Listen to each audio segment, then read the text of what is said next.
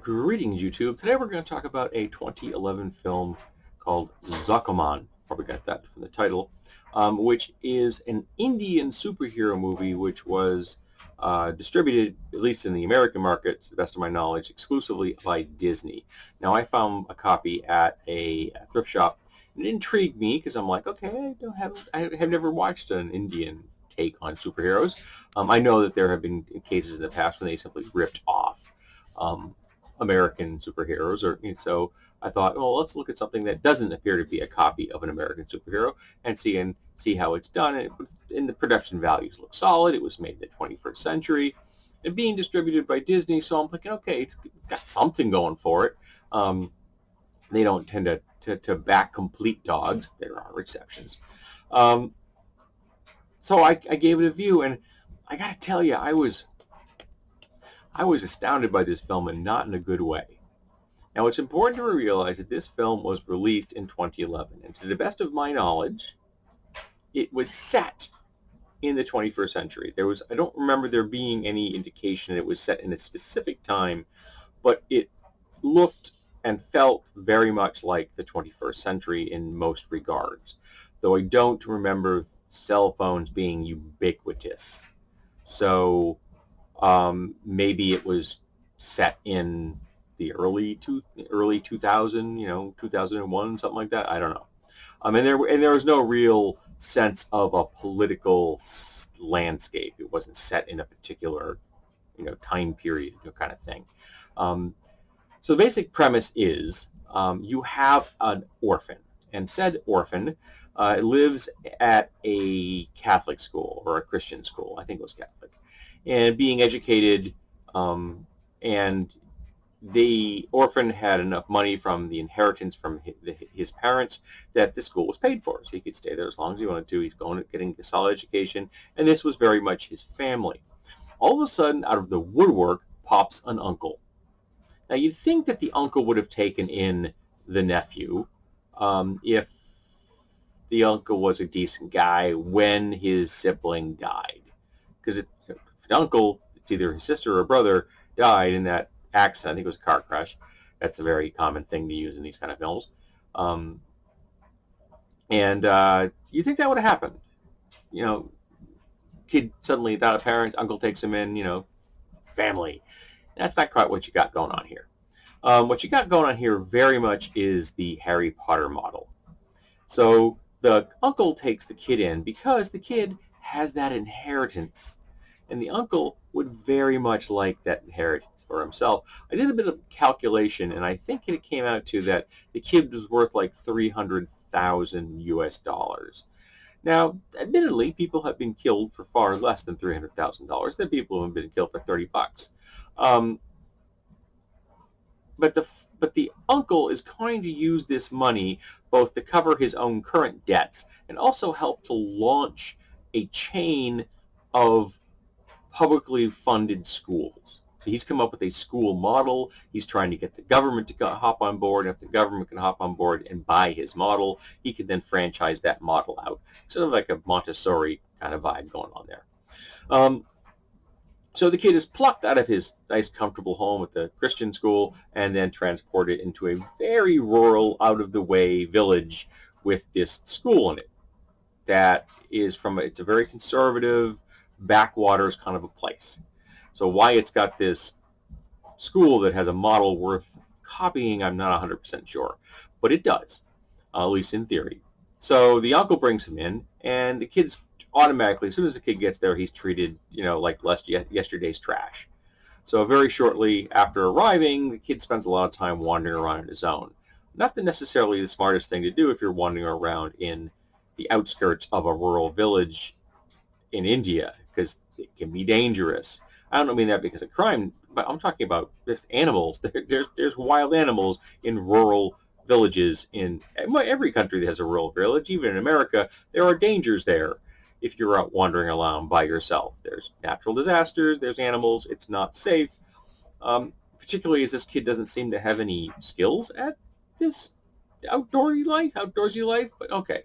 And in the process of wandering around, he notices and is noticed by the local hermit who is a guy that appears to be squatting in some abandoned colonial era mansion. Why it's an abandoned colonial era mansion? Because it looks like a really cool building. I don't know why somebody wouldn't be using it for something.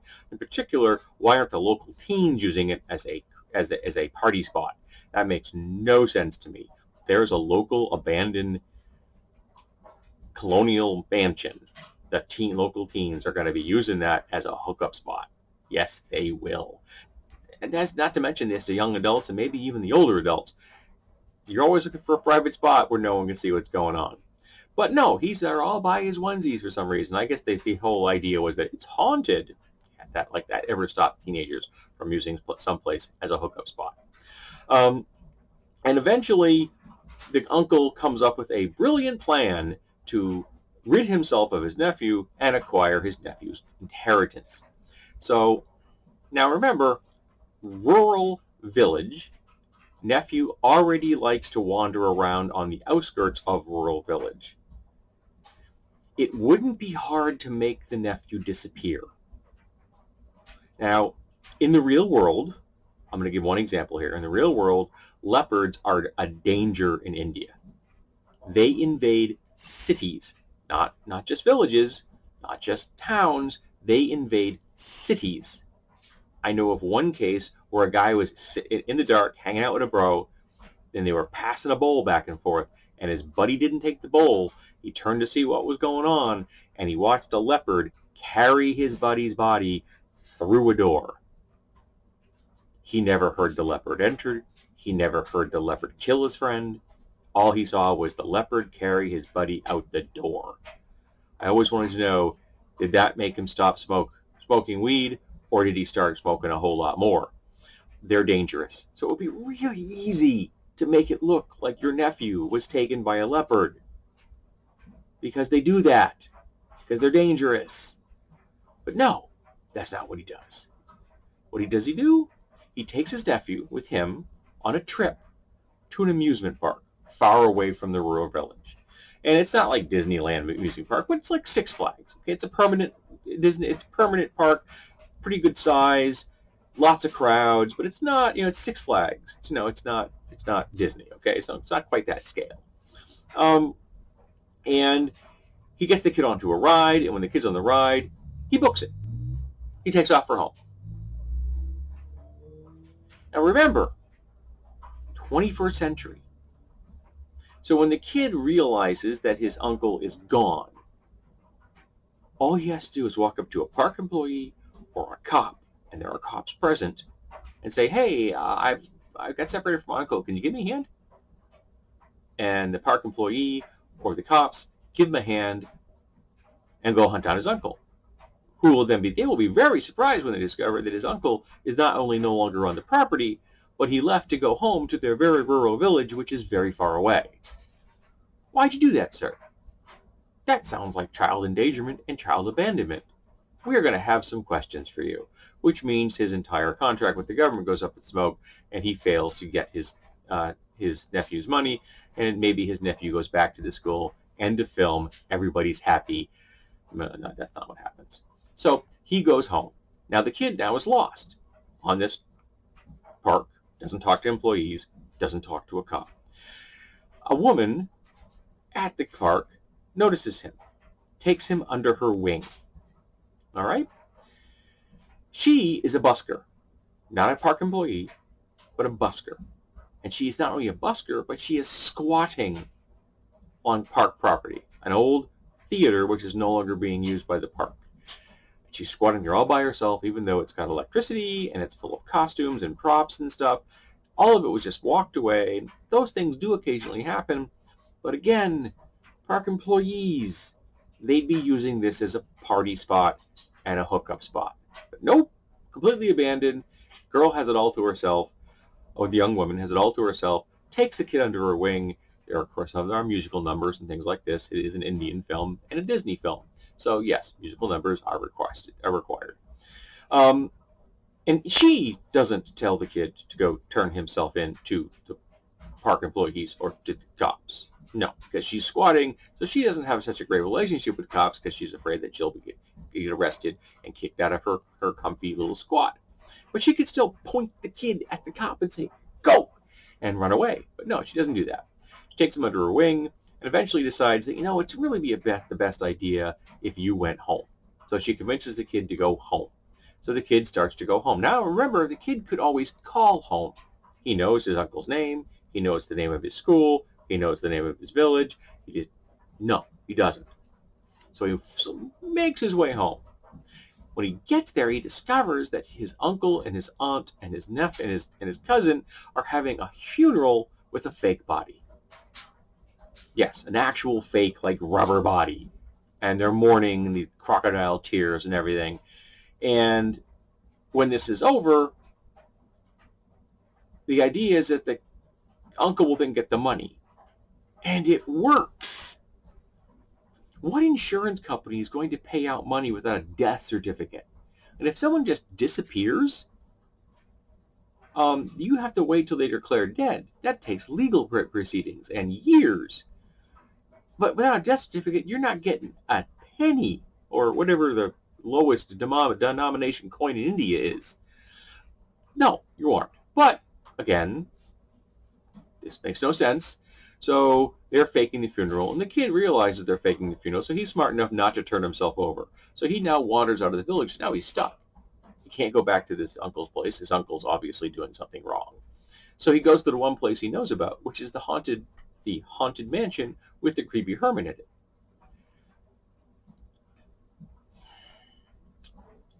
Fairly young child, we're talking 10, 11, going to go squat in a mansion inhabited by a freaky hermit. Doesn't turn out as bad as you could imagine it would. And the kid discovers that not only is this guy not insane, but he is in fact Tony Stark. Yes. What do I mean by Tony Stark? I mean he is a scientific genius who is bending the very fabric of space-time as we know it, understanding the physics and things in the same level that Tony Stark does, squatting in an abandoned mansion that mysteriously has electricity. And he has set up a super science lab in its basement. So why is he doing this? Sit down for this part. See, he is from this very rural village, and it's seeped in superstition. All right, it's just riddled with superstition, and he wants to break his village out of their superstitious mindset and have them enter the 21st century as clear-headed people that adhere to the very concepts of the scientific method. Ignoring the fact that there is no dichotomy between mythos and logos unless you create one. I am both a theist and a proponent of the scientific method simultaneously. Yes, it can happen. So how does he want to achieve this?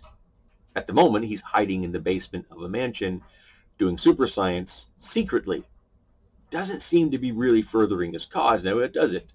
Now, his idea is to take this kid, who the villagers now think is dead, outfit him in a super suit, much like Falcon's that has no head covering, and convince the villagers that he is a ghost, and somehow convince them through the fact that they're being haunted that it will scare them out of their superstition and they'll embrace science?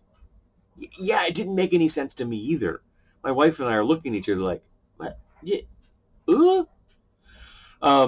Yes. So he puts the kid in the suit. They do the whole Iron Man new suit thing with the flying and the powers and everything. And then the kid begins to haunt the village. It begins to destabilize the village structure. Ghost, ghost, ghost. The uncle starts freaking out because the uncle is from the same place and also haunted and riddled with superstitions. And so he thinks his nephew has come back from the dead, because remember, his goal was to lose his nephew in the hopes that I guess that the kid would just be sexually trafficked or murdered by someone. I mean, that has to be the end goal. Hoping that the kid just never comes back because someone has kidnapped him and forced him into slavery or has killed him. Yes, the uncle's not a nice dude. And eventually, it catches on with the kids. they start to like rally around this because they're seeing the ghost as a chance for them to break out of the rigid structure of the school. Because you see, the school model that Uncle has come up with sucks. It is about soul crushing. It is about destroying a child's love for knowledge and learning and just having them become nice little rigid soldiers. You know, future members of the working class. The American model. So the kids start rallying around the idea, and so the mad scientist thinks, maybe I can recruit more kids. All the while, the woman back at the amusement park realizes that she has to make sure this kid's okay. So she makes her way to the village. She's smart enough to remember what the name of the village is and get there by herself, even though she's never been there, though the kid himself could not tell anyone or call ahead to the place that he lived. Yes, makes no sense. So she gets there. There's a confrontation between her and the mad scientist because you're using him, and yes, and she realizes, yes, I am using him. This is horrible, but work with me. We'll expose the uncle from what he is, and now it's full-blown Scooby-Doo. Now we're in full-blown Scooby-Doo mode. Now we need to expose the evildoer so the world knows what he is, and at the same time, hopefully maybe we can do a little bit of that, breaking him out of the superstition vibe thing. Okay?